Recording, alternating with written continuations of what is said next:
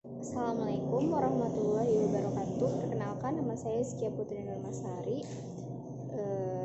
NIM 1904-2009, Prodi Ilmu Administrasi Negara. Baiklah, saya di sini akan menjelaskan presentasi mengenai opini problematika pembelajaran daring di tengah pandemi COVID-19. Sejak pertengahan Maret lalu, setelah merebak pertama pandemi COVID-19 di Indonesia, semua kegiatan atau aktivitas apapun diwajibkan dengan work from home atau school from home oleh pemerintah, yaitu semua kegiatan dialihkan di rumah saja. Demi menurunkan angka kasus COVID-19, pemerintah berpikir keras untuk mengurangi penyebaran COVID-19 yang sangat darurat pada saat itu. Upaya darurat pemerintah pada saat itu adalah meliburkan seluruh sekolah, termasuk kantor, perusahaan, selama 2 minggu karena keadaan darurat COVID-19. Lalu diperpanjang hingga awal bulan Juli lalu dan sampai saat ini. Karena merebaknya virus COVID-19 ini, hal ini mengacu pada keputusan bersama Menteri Pendidikan dan Kebudayaan, Menteri Agama, Menteri Kesehatan, Menteri Dalam Negeri yang menyatakan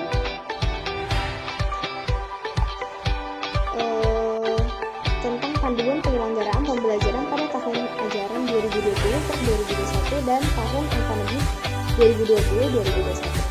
Di masa COVID-19, bagi satuan pendidikan yang berada di zona hijau dapat melaksanakan pembelajaran tatap muka dengan tetap memperhatikan protokol kesehatan yang ada. Belajar dari rumah (BDR) dilaksanakan dengan sistem pembelajaran jarak jauh atau PJJ. Dalam Undang-Undang Nomor 20 Tahun 2003 Pasal 1 Ayat 15 dijelaskan bahwa PJJ adalah pendidikan yang peserta didiknya terpisah dari pendidik dan pembelajaran. Menggunakan berbagai sumber belajar melalui teknologi komunikasi, informasi, dan media lain.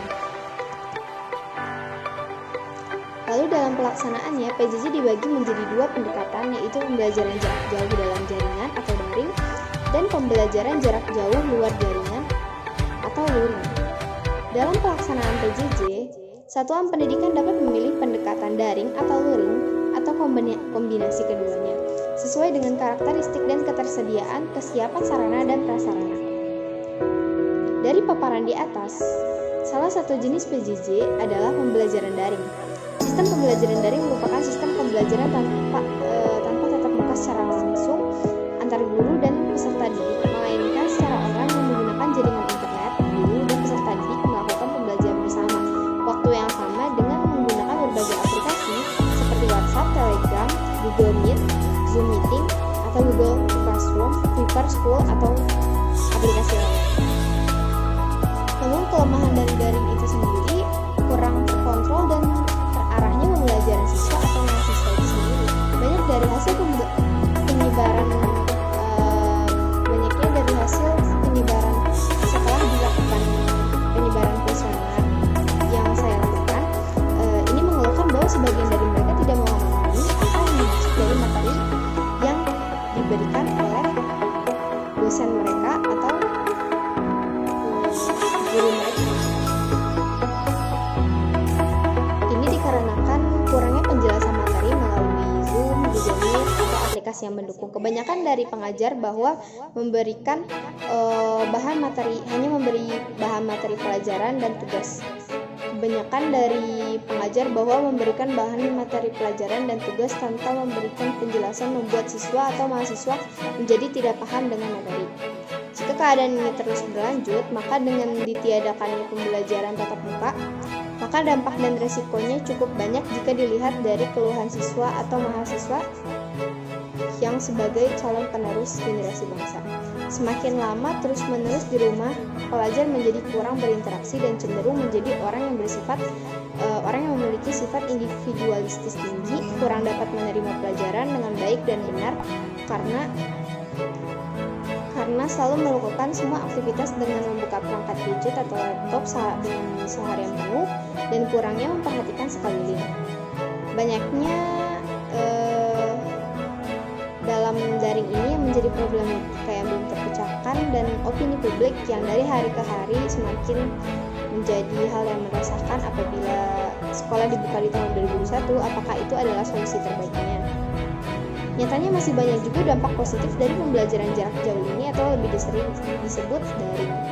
Sebagian lainnya mengatakan bahwa dampak positif pembelajaran daring ini lebih efektif dilakukan pada saat ini, karena kecemasan dan kekhawatiran para orang tua yang tinggi, takut akan pandemik yang belum usai dan semakin bertambah angka kasusnya, mengakibatkan dari mereka berpikir dengan pembelajaran daring ini lebih mengasah manajemen waktu mereka. Jadi dapat positifnya adalah mereka dapat berkumpul dengan keluarga akibat adanya pandemi ini, dan semua orang mau tidak mau harus di rumah dan memiliki waktu yang cukup dengan keluarga dibandingkan menghabiskan waktu di luar rumah. Dan juga anak-anak menjadi lebih terkontrol dan lebih dapat diawasi dengan baik oleh orang tua. Dengan demikian, dampak negatif dan positif dari pandemi itu sendiri menjadi pro dan kontra yang sangat riskan di masyarakat.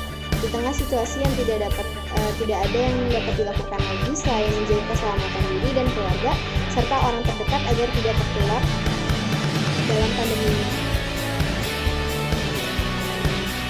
Maka sampai kapan pandemi ini akan berakhir, kita hanya bisa dapat menunggu situasi semakin membaik, dan karena itu kita harus menjaga kesehatan dengan di rumah saja sebisa mungkin dan memikirkan kesehatan dan tidak menjadi karir pandemik bagi keluarga di rumah. Tetap jaga kesehatan dan stay safe dengan di rumah saja. Baiklah, terima kasih.